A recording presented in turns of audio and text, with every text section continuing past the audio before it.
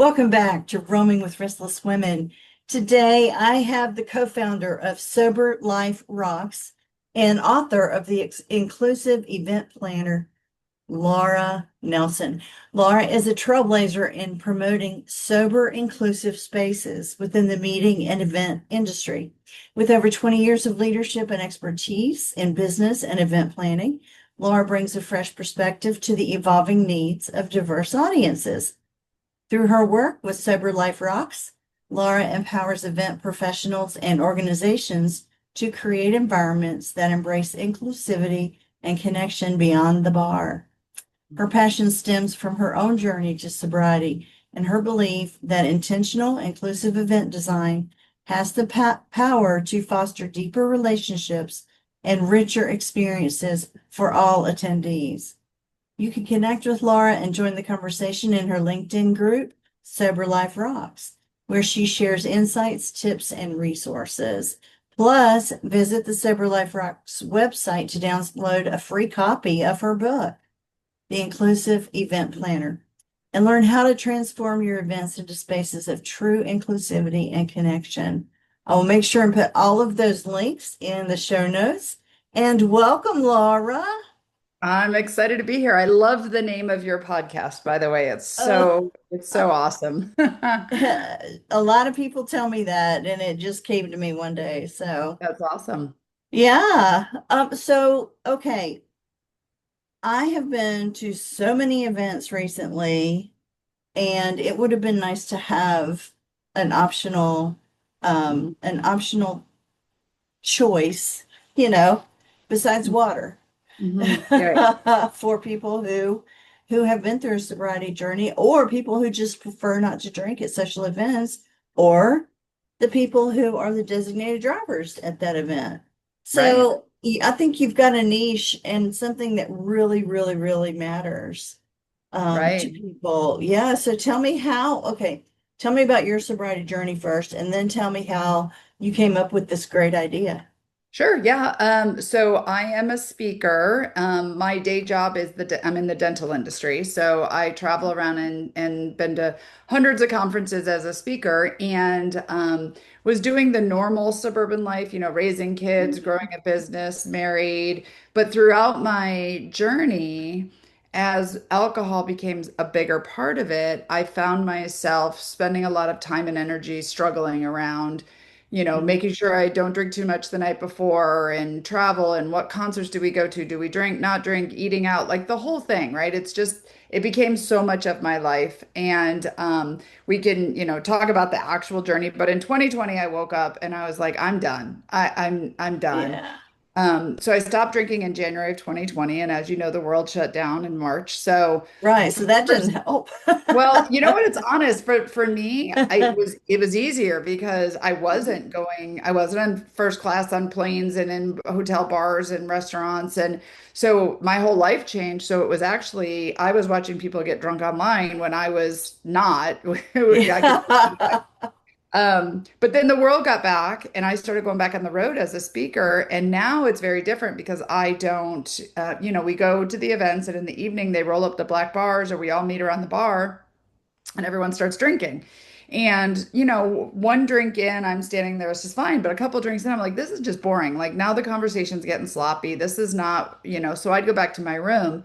And that's sort of the beginning of where Sober Life Rocks kind of launched was just why am I spending time, money, and energy to be here? Or why are the meeting planners bringing me in?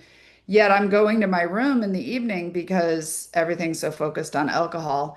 And I joke about this. In my real job, I didn't tell people I was sober. I just kind of kept that quiet, like many people. We put a lime in our drink and we just act like just whatever.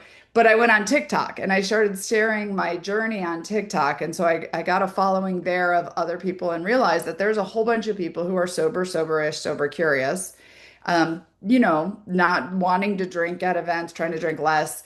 And in 2023, I was asked to be on a panel about wellness and talked about my sober journey there at a conference of women, 125 women in the room. And I mentioned how many people in here are sober, sober curious, or sober-ish, and like a quarter of the room raised their hand. But the issue is we didn't know about each other. And that's where Sober Life Rocks started because it was like, well, why are we're not alone. There's other people in here who aren't drinking. Like, why don't we hang out and talk? And why do we go back to our rooms early? And the meeting planner said, I never even thought that there was a huge percentage of people who would want something other than beer, wine, and water. And so it really opened up this idea that we need to spotlight this for Mhm. us that are sober or feeling alone, people who want to drink less, also for the meeting planners because we're so silent, because we just fit in, they don't even realize that they're not really serving people who don't want alcohol. So that's really kind of how the whole story started. Well, and you get more choice with your meal, Yeah. vegetarian, vegan, Right. gluten-free, blah, blah, blah, blah, Yeah. blah, all this. Why shouldn't that be the same thing with what you drink? Well, and that's really what I use that example a lot because there was a time when I remember at conferences where vegetarians and vegans would have to go to a special table to go get their meal Yes. and bring it. And now they're served with everyone else. And the only difference is there was a spotlight put on it where they were like, we need to include all different types of dietary needs. Exactly Hmm. what you're saying. So all we're really doing is putting a spotlight on this to say, there are enough people out there who would like better options when it comes to the drinking and options in the evening, and not just around the drinks, but also let's do something at our events besides standing around the bar. Like, let's Right, make events more eventful. Have alcohol, that doesn't matter, but let's actually have an event that people want to go to and that makes it easy right. for them to network and to connect with other people. Yes, I think that it's so interesting how many events that I go to, and I was a traveling consultant, so I know exactly what you're talking about. I would be I'd be the one, I'd have more than a few, but then I would go back to my room early because once it got sloppy and icky, Yeah, I left because some people just don't know when to, right. stop having a good time. Um, Luckily nothing ever horrific happened or anything like that, but it it was not fun Well, and and it that's wasn't the thing too is in our professional, you know? yeah, I was going to say in our professional space, I don't think, I mean, I'm sure there are horror stories, don't get me wrong, but Oh like yeah. we know how to, there was a lot of people when I came out that I was sober and stuff that were like, I didn't know you had a problem. And I'm like, well, I don't know that I had a problem, but I don't know that I didn't have a problem. And I don't know that that matters. There's a lot of people who are in the Right. professional space who are holding their own, but probably regretting some things in the morning, right? If nothing Mhm. else, not a good night's sleep, not feeling good when you wake up. Like, it doesn't mean we have to have like horrific events, but there's a lot of people who wake up in the morning regretting that one Uh-huh. extra glass of wine that they had the night before. Well, I think the immediate assumption is if you're sober and you say you're sober, that you have had a problem. Exactly. And that's Exactly. unfortunate as well because a lot Yeah. of people may not drink because exactly what you said. Hey, it's not good for me. I don't show up my best the next day, perhaps. Some for religious reasons. Mm-hmm. And a lot of times I mean, I've actually been to events where individuals are mocked or teased or cajoled or whatever the case may be based on a choice that they've made that basically has Nothing to do none with of your anyone else. business.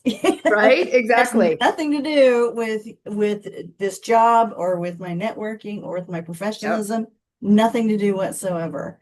If anything, So, I'm mhm, better for it potentially and not trying to say one for one, but you're 100% right. And that's why we mhm. started Sober Life Rocks in the first place, is because we did have some people who, like, I'll shout. I had somebody who's sober who joined our group, got involved with us. She said, whatever we do, I do not want to be the poster child. Like, don't make me the poster child. And I'm like, don't worry, I already am. Like, like some of us who will stand on the rooftop from day one, I was vocal. Yeah, My business partner wasn't. Like I had to she runs our podcast now, but she was like, you be the face, I'll be in the background.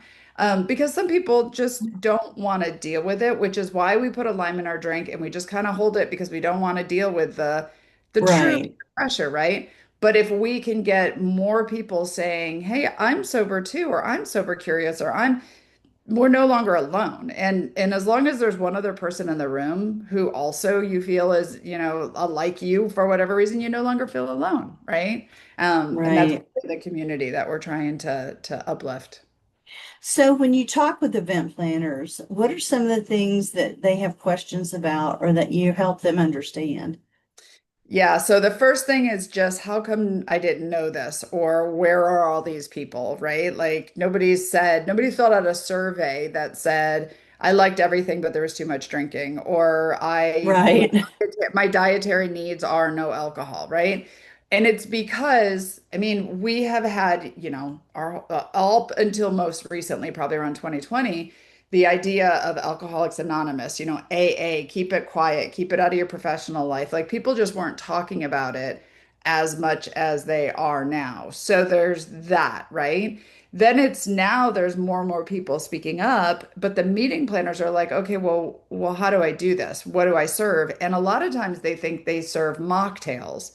The events, the conference centers, the hotels will say, well, we'll give them a mocktail. Well, the issue with a mocktail is most of the time a mocktail is some sticky sweet lemonade Yeah. concoction in the corner that you pour out of a spout. That's not an adult drink. No. So the challenge is next is like, well, what do I serve? And there's a real challenge we have with the meeting planners and then them trying to get the event space to serve because there's a lot of Mm, contracts. There's a lot of big alcohol contracts, right? There's a lot of, so it's just figuring out what to serve, which I always, work with them on like serve what you're serving everybody else. Just give me a non-alcoholic version, right? I don't want a special yep. cup. I don't want a kid's cup. I want to have a beer just with no alcohol or wine with no alcohol or a drink that has no alcohol and it's possible. So it's kind of what Yeah. I serve. And then the other thing is look at your actual event because the if your evening event or your networking event is focused around alcohol, you're losing a percentage of the people that you don't even know. And meeting planners want people to stay. They want to create FOMO, they Yes. want connection. So find ways to make the connection easier as a whole because there is a percentage of people. There's a lot of people who aren't even going to events live because of the pressure of drinking. And if you could change your event, and it could be 5 people to 5,000 people. Change your event so that the focus isn't the alcohol. You Right. can start to attract, people who maybe are avoiding it because of the pressure with alcohol.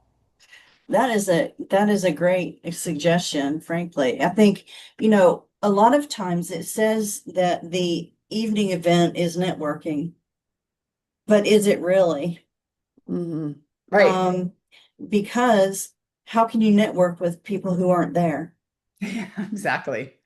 Right. So why are you taking a, well, here's another point for you. You probably already have used this one. Don't take up your meeting event time during the day to do networking. Everybody Mhm. wants to do more networking. I've never been to a conference that the feedback didn't come back saying more networking time, right? So make it the evening networking, but actually have an activity that is that networking activity. Right. You can And have the drinks there if you want to, but right. make that you're like you said. Yeah. So save some time during the day.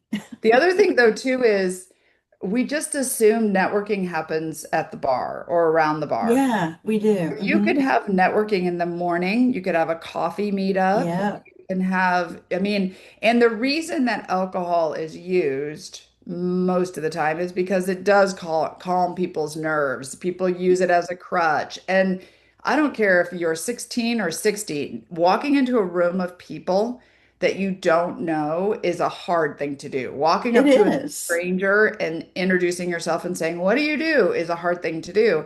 And so alcohol is used as the currency of connection.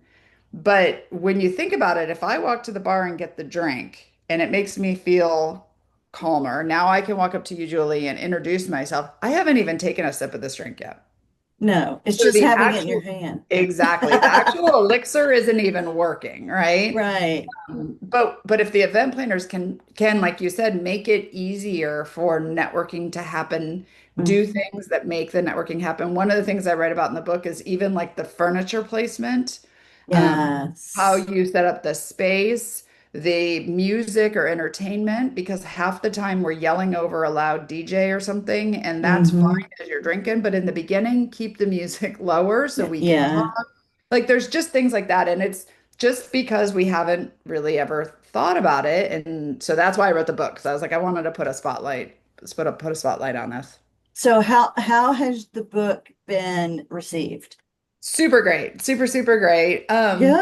And it's free download, so you can buy a copy of the book. But what my goal was is everyone, like you said, meeting planners, you've been to events, send them a copy of the book because we're just trying Yeah. to bring some awareness to this, which is why I made it, a free download. It's gotten me opportunities to speak in front of meeting planners. It's got me opportunities to speak in front of people who help with marketing of events. So it's Hmm. it's been really good, and it's the first of its kind on this topic. I'm sure there'll be more now because this is like sobriety in general is a newer industry, right? Like this is a newer thing in the last like Yeah. 5, 6 years, eight Yeah. years, right? So Well, because it's been hidden, like you said. I mean, AA is a secret. The whole mhm, point of AA is secret. anonymous. You Yeah, know, it's anonymous because at one point, and probably still to this day, a lot of people look at having issues with alcohol being a detriment right, or something horrible or evil, or if you want to call right. it. Well, the thing I is would too, love for us to get out of change. that as well. Uh-huh. You Well, know? and yeah, and so there's new stuff too with what we know about subconscious and our brains now and stuff. I mean, alcohol use disorder, it's a spectrum, right? And Yes. so people starting to assess their relationship with alcohol is actually a good thing. And so I think this whole conversation is changing because we're learning so much and Hmm. realizing, how we grew up with alcohol being this magic elixir in our lives. And really, a lot of people, especially because wellness, mental health is becoming so prevalent. Yes. Well, I've seen lots of wellness panels where they talk about all the things, breath work, yoga, mental health, and then everybody goes and opens a bottle of wine at night. And it's like, well, you should be having a discussion about your relationship with alcohol if you're talking about wellness because it's all tied together. So a lot of that is Yeah. just because we have a lot of newer research now. Well, and I think too, there are an awful lot of crutches. Mhm. And I don't want to say crutches because that's not all. I mean, mental health is real. Right. Have been diagnosed clinically depressed and I've been on medication for that, right? Mm, I could not function without that medication because I have an imbalance of chemicals in my brain. right.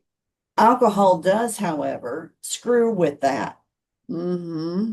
And I have to recognize that. And is it hurting or helping? And part of my wellness journey, I think, would be taking a look at, okay, and they always ask me, how often do you drink? However, for sure, people when they go to the doctor and the doctor asks them how much They're do not you telling it. drink?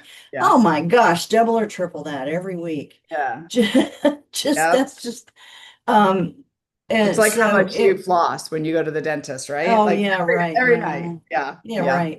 Uh-huh. You're lucky. I'm lucky if it gets hit once a month, Actually, right before I came. That's when Exactly. The night before I came is when I flossed. Exactly. exactly. That's just human nature, it's human nature. So I know that there are a lot of Instagram and Facebook ads lately for these alcohol substitutes. What do Right. you know about those? And that's part of Yeah. this new trend, Yeah. right? And So, and I think a lot of this is new. mhm, We have talked to, so we're hosting, which we could talk about our own event coming up for the first time in January. And so we're talking to a lot of alcohol-free, non-alcohol brands who are growing in this industry. I believe that, first of all, you can't fix things you're not aware of. So just correct. assessing your relationship with alcohol, I think, is a good starting point.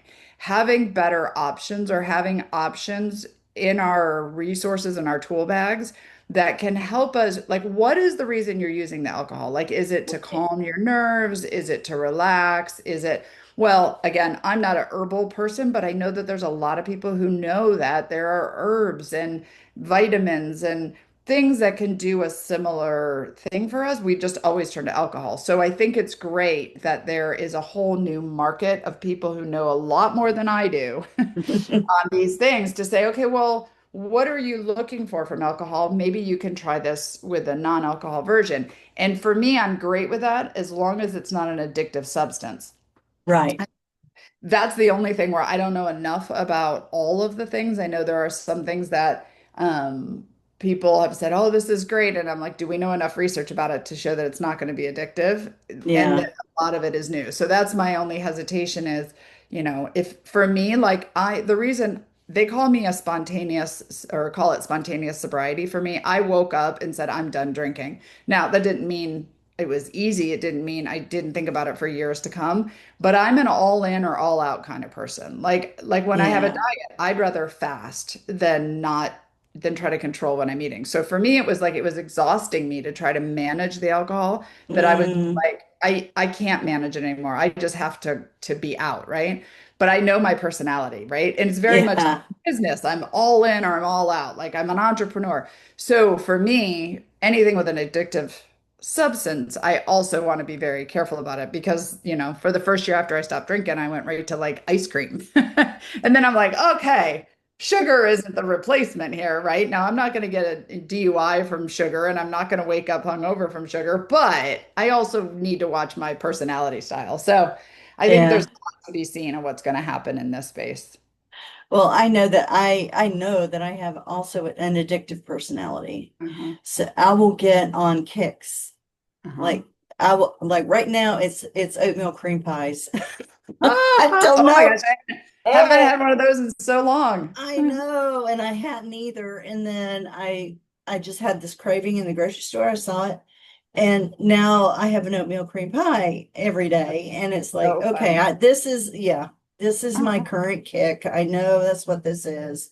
I gotta work it out, let it do whatever. And I have that kind of a personality. I smoked one cigarette in college and was addicted for several years. Uh-huh. So Yep. yeah, that was harder than I mean, I could give up alcohol tomorrow, way easier than nicotine. I don't Yeah. smoke anymore, but I mean, back then that was the hardest thing I'd ever done. Yeah. Yeah. And so you get it too. So one of the things for me is I choose not to drink. I don't say that I can't drink. I choose not to drink. And Right. if I have a craving, I'll think through because I used to smoke in college too, and I remember Yeah, how hard it was to quit. I don't, and I know I started back up once or twice, and then I had to quit again. I And the did second, too. third time was harder. I don't want to do that with alcohol. So for me, it's like if I Mm-mm. actually have a craving, I'm like, yeah, but I don't want to do day one again. Day one was hard, Yeah. right? And so I'm sure you see cigarettes sometimes, and you're like, God, a cigarette would be real good right now, except for, yeah, but it wouldn't be, right? It's yeah, and it's well, my husband and I, okay, this is people laugh when I tell them this. We're both 62 this year. Okay. We knew each other in college. We didn't marry each other. We went our separate ways. We both wound up getting divorced, came back together. We've been married 15 years now, as of last Oh. week. And we both smoked. Uh-huh. When we met again, we were both smoking, but me because I went through a divorce and that's what, and him because he had always smoked Uh-huh. since he was whenever. So we wound up quitting smoking. I quit first. He quit after a heart attack. Mm. And then the funny thing is, every once in a while, we'll have a craving, but it's almost gone now. Unless Mhm. I see a whole bunch of people smoking and I have just had a meal. Mm. That's kind of Mhm. my Mhm. trigger. But now we've told ourselves, we've promised each other that when we turn 85, Mhm. we'll start smoking again. Really? Because it won't matter at that point. That's so funny. It's a joke, but Yeah.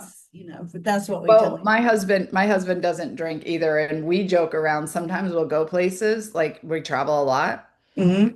and it just seems real boring, or it seems real or real like you're just gonna lay out and be on the lake and whatever. I'm like, if we ever lived here, I'd probably start drinking again. Yeah.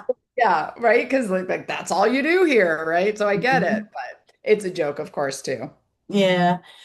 Well, we're getting close on time. Is there anything, talk a little bit more about your event that's coming up in Yes. January, you said. Yes. So my business partner and I, Marky and I, started Sober Life Rocks in 2023, and we've been trying to figure out what are we, right? I wrote a book. She started our podcast. And in many of our discussions, what we found was there's a lot of people in the sober space who kind of fell into the sober space from their story, but they are like maybe a podcaster, but they want to be a writer, or they're a writer, but they want to be a speaker, or maybe they don't even know, but they know they have a story they want to share. And we feel like there is not a place right now where we can, like, a lot of people who are sober are kind of giving their stories, telling their stories, doing podcasts, whatever, but nobody's feeding them. And so we've Yeah. decided to have a conference for anyone who is sober curious, but has a story, knows they want to do something with it, podcast, speak, write, just grow in their community, or maybe has started, but they don't know where to go because a lot of people were in different industries before they kind of got into the sober space. So our conference is a 1 day conference called Amplify Sober Voices. And our conference is a 1 day conference within Podfest. So Podfest is a larger 2,000 I'm going to podcasters. Well, Podfest. then you'll be there I'll with be we, there. yeah, we have one day Awesome. within Podfest. So, and they have other days there too. They have a Christian day, a military day, a dental professional day. So that's where we're having our event. And it's the first one. So anybody who's Wow. looking to grow, and you don't have to be in the sober space, but if you're looking to grow your story, I mean, have you been to Podfest before? I have not. This is going to be my first year. I've only had my podcast. It'll be a year in August. Okay, it's a great event. It's a That's really what I hear. uh, Yes. It's very, and this is why we wanted to kind of latch our, what do you say? Our horse, I don't know. We wanted to grab onto theirs because it's a very grassroots feel. Like they've been going on for a while, Yeah. but it's really started by podcasters for podcasters. And Yeah. and with Sober Life Rocks, I mean, most of the people coming to amplify are people who want to share their message so it just makes sense, and it's really kind of a grassroots effort. So and they're a very inclusive conference. There's a lot of meetups. You'll see there's a great app. If you walk in a room of people that just love to talk, nobody has a problem connecting with anyone Oh, else. yeah. All these podcasters, they're talking as they're walking in the hotel. So it's a great conference. Oh, it would be funny if there was a introverted podcaster group. There You probably know is. what? There might be. That There might actually be. the only other conference I've ever been to like this one is National Speakers Association, and Yeah. that's all for professional speakers. And you walk in there, and everyone's talking the moment they walk in. So if you want to go to a conference where you don't, you'll find a friend for sure. Yeah. So that's Without alcohol too. exactly, yeah. So if When you you're start sober, talking, have a story, come join us, and and with our ticket price, you get access to the entire Podfest. wow, that's amazing. Yeah, actually, I just signed up to go a couple wait, it's not up yet. I signed up for something a couple days ago, but somebody else told me to go to this one. Well, if you haven't bought your ticket yet, we have early bird pricing. So between now and September 30th, I don't know what the price of Podfest is at the moment versus our Okay. tickets. But if you buy our tickets, you get access to everything, ours and Okay. theirs. So our prices won't, they just went up today, actually, the new price. The next time it goes up September 30th. So check Okay. out Amplify if you're looking to go to both. It's Okay. a good Hmm. way to be involved in ours, meet a lot of really cool sober influencers and coaches and consultants and anybody in the space, plus have access to Podfest. Wow, that sounds great. That was a bonus. I know. A bonus Yeah. for me. I'm gonna have to cut that out, except for I'll keep your part, not my Yeah. part. That's All awesome. right. So I have three questions that I ask at the end of every show. The first question requires you close your eyes just for a moment. Okay. All right. Describe to me what appears in your mind when I say the words wise woman. My 85-year-old self. Nice. Okay. Tell me about her. She is wiser than I could ever imagine, and that's who I go to when I'm looking for direction in life, decisions, just guidance. And she's way more chill than I am. She's way more grateful than I am. She's way more loving than I am, and so I go to her for guidance when I'm getting all serious about stuff, and it's like, nah, does that stuff really matter? Oh, that's amazing. So the future you. I love Mhm. that. Wise Mhm. woman. I think you're wise now too. So there you Oh, well, go. thank you. I'm working on it. I'm working on it. Aren't we all, honey? Aren't we all? Okay. Next question. So where do you like to go and roam? Go and the world. I love to travel. So anywhere new. I'm going to Montana on Saturday and never been to Oh, it's Montana, know nothing about it. beautiful. I'm looking forward to it. We went last year. We did a trip. We live in our RV. So generally speaking, we travel all summer. This year we're not because we have a new grandbaby, but last year we went all around South Dakota, Montana, with the Yosemite. I mean, not Yosemite, Yellowstone. Yellowstone. Yeah, we did a lot. It was absolutely, you're gonna love it. I'm It's looking gonna be forward to it. And we're great. going to Glacier National Park, Are so you? I've heard that's just amazing. Yeah. So, Yeah. but I love traveling. That's my go-to. It works really well as a speaker because I get the opportunity to go to all different places and conferences and stuff. So I'll roam anywhere. Yeah, it sounds great. And the final question is what makes you restless, but in a good way? Whew. Um, I would say so. I've been working on words to help guide me, like in word of the year, whatever. And Yeah. I discovered a word about a year ago during some work. Enthusiastic is kind of my word. So, I if I get excited about something, if I get enthusiastic about something, not manic, not forced Right. excitement, but just enthused. I can go all day, work all day. I'm excited about it. Doesn't matter what the project is or what the thing is that we're doing. So that's really kind of my thing is like, how do I really feel about this? If I'm enthusiastic about it, let's go. Oh, I think that's a key denotator Uh-huh. for an entrepreneur. Uh-huh. Right. Yeah. Seriously, because otherwise you're just somebody that does a lot of crap and nothing happens out of it. Awesome. I love it. That's a great way. I should almost make a t-shirt that says that. Yeah. Still the idea, still the idea. Obviously, that'd be great. That'd be great. That's awesome. Oh, well, thank you so much, Laura, and thank you for bringing sobriety to the forefront. Thank you for thinking about the group of people that would like to have some more options and inclusion. I love it. Thank you so much for being here, folks. I will put all of those links into the show notes for you. Have a good day.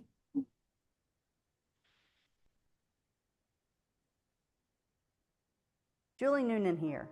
Thank you so much for listening to Roaming with Restless Women. If you're a successful senior woman leader who would like to be on this program, please visit podcast.intuitivewisdomcoach.com. If you enjoyed this interview, please share this episode on social media and make sure to subscribe so you don't miss any future episodes. Your thumbs ups and reviews go a long way.